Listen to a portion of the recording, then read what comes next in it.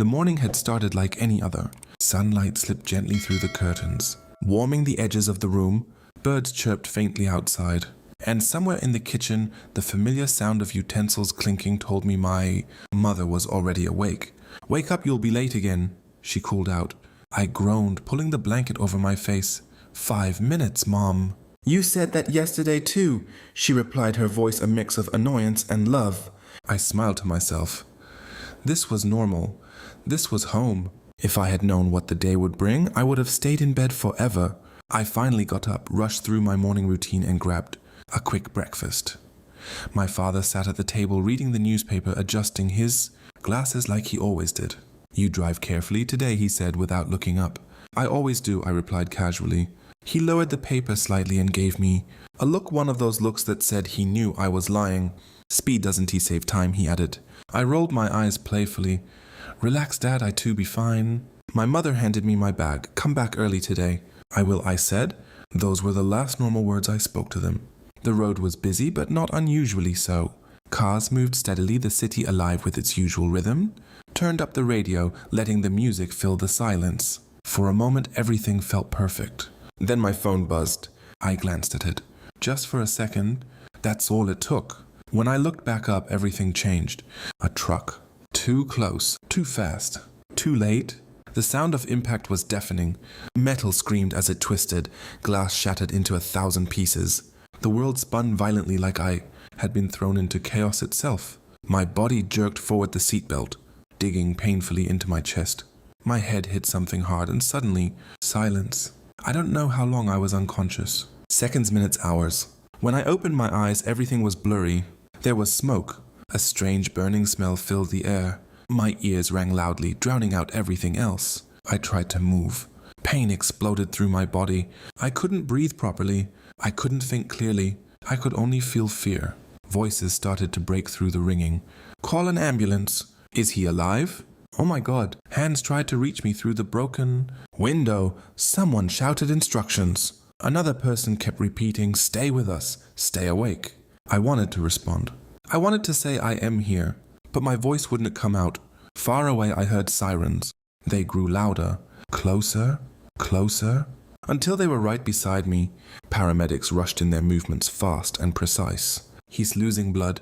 Pulse is weak. We need to move him now." They carefully pulled me out of the wreckage. Every movement sent waves of pain through my body. I wanted to scream, but even that felt impossible. Everything started to fade again. Meanwhile, at home, my mother was in the kitchen preparing lunch. She glanced at the clock. "He should have called by now," she murmured. My father folded his newspaper.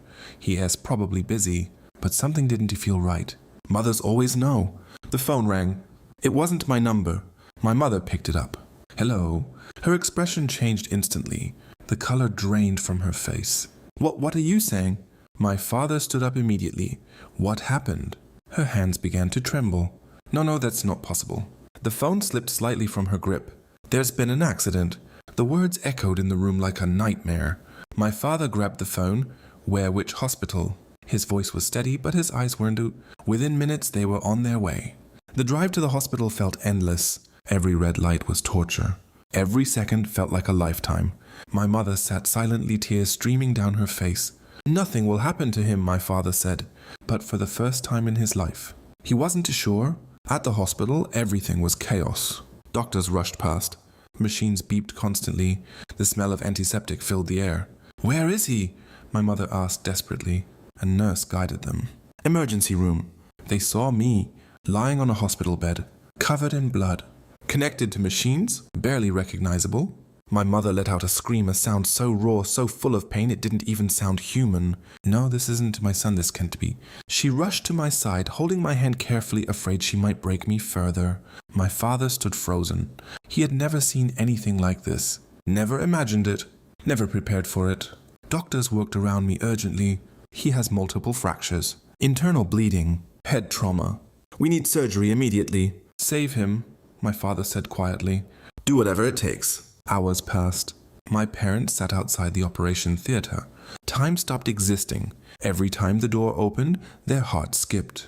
Every passing minute felt heavier than the last. My mother whispered prayers nonstop. My father stared at the floor, his hands clenched tightly.